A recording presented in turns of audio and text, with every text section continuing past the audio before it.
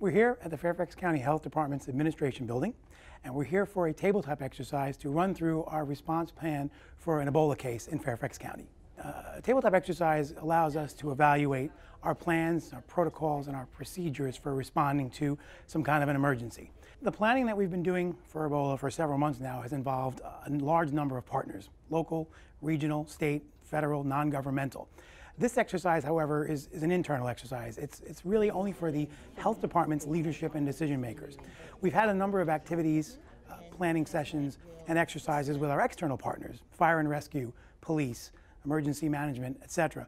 But this activity really is focused on internal decision making, so it will allow our health department decision makers to walk through the process. Fairfax County citizens can be assured that our exercises and our emergency preparedness activities do make them safer and do make our community better prepared for emergencies.